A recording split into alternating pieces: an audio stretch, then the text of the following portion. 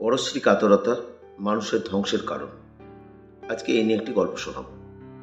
পরশ্রী কাতরতা একটি মারাত্মক অভ্যাস যা মানুষের জীবনকে নষ্ট করে দেয়।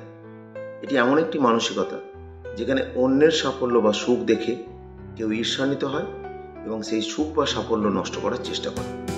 এই অভ্যাস শুধু ব্যক্তিকে নয়, সমাজকেও ক্ষতিগ্রস্ত করে। আজকের গল্পে আমরা তেমনই একজন মানুষের কথা বলবো যার জীবন পরশ্রী কাতরতার কারণে ধ্বংস হয়ে গিয়েছিল। রবি এবং অজিত ছোটবেলার বন্ধু। তারা একই গ্রামের বাসিন্দা এবং একসঙ্গে পড়াশোনা করত।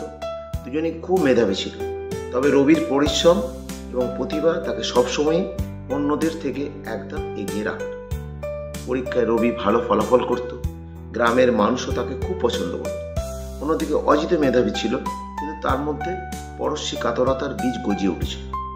রবি যখন কলেজে ভর্তি হয়ে পড়াশোনায় মনোযোগ দেয়, তখন অজিত গ্রামের দোকানে কাজ শুরু করে। তবে অজিতের মনে রবির প্রতি ঈর্ষা বেড়ে চলতে থাকে। সে ভাবতে থাকে, কেন রবি এত সাফল্য পাচ্ছে, কেন সবাই রবিকে ভালোবাসে আর আমাকে নয়। কয়েক বছর পর রবি তার পড়াশোনা শেষ করে একটি ভালো চাকরি পায় এবং শহরে চলে যায়।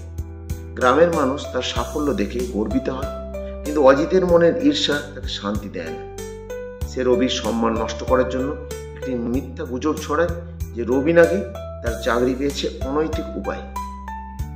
শুরুতে কিছু মানুষ অজিতের কথা বিশ্বাস করলেও পরে সত্যটা প্রকাশ পায় এবং সবাই অজিতের কথা যে মিথ্যা এটা জানতে পারে। এতে রবির ওপর গ্রামের মানুষের আস্থা আরো বেড়ে যায় আর অজিতকে সবাই এড়িয়ে চলতে শুরু করে। কিন্তু তাতেও অজিতের শিক্ষা হয়নি। কিছুদিন পর রবি গ্রামের মানুষের জন্য একটি স্কুল প্রতিষ্ঠা করার সিদ্ধান্ত নেয়। তার লক্ষ্য ছিল গ্রামের শিশুদের ভালো শিক্ষার সুযোগ করে দেওয়া। কিন্তু অজিত এই উদ্যোগকেও ভেতরে ভেতরে ধ্বংস করার চেষ্টা করে। সে গ্রামে প্রচার করতে থাকে যে রবি নাকি এই স্কুলের মাধ্যমে নিজের নাম এবং খ্যাতি বাড়ানোর চেষ্টা করছে। এই কথাগুলো শুনে কিছু মানুষ বিভ্রান্ত হয়ে পড়ে এবং স্কুলের কাজে বাধা সৃষ্টি করে। তবে রবির সততা এবং উদার মনোভাব আবারও তার পক্ষে যায়। গ্রামবাসীরা বুঝতে পারে অজিতের কথা শুধুই ঈর্ষাপ্রসূত। তারা রবির স্কুলকে সমর্থন করে এবং স্কুলটি সফলভাবে প্রতিষ্ঠিত হয়। অজিতের পরশ্রী কাতরতা শুধু রবিকে ক্ষতি করার চেষ্টা করেনি, বরং তার নিজের জীবনকেও ধ্বংস করে দিয়েছিল। সে তার নিজের উন্নতির জন্য কখনো চেষ্টা করেনি। তার সবসময় কাটত অন্যের সাফল্যের পেছনে ঈর্ষা করা এবং তাদের ক্ষতি করার পরিকল্পনা করত। এই কারণে গ্রামের মানুষ তার উপর আস্থা হারিয়ে ফেলে এবং কেউ তাকে কোনো কাজ বা সাহায্য দিতে রাজি হয় না।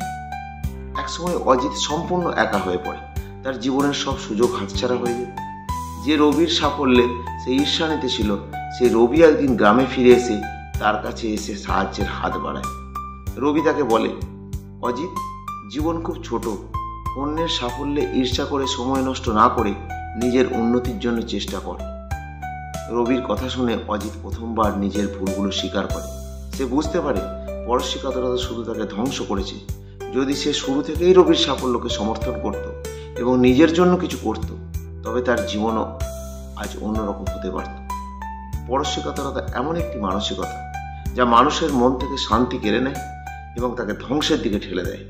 অজিতের গল্প আমাদের শেখায়, অন্যের সাফল্যে ঈর্ষা না করে নিজেদের উন্নতির জন্য কাজ করতে হবে। জীবনে সাফল্য পাওয়ার জন্য পরিশ্রম, ধৈর্য এবং ইতিবাচক মনোভাব প্রয়োজন। অন্যের সাফল্যে উৎসাহিত হয়ে নিজেদের উন্নতির পথে এগিয়ে যাওয়াই একজন সফল মানুষের বৈশিষ্ট্য।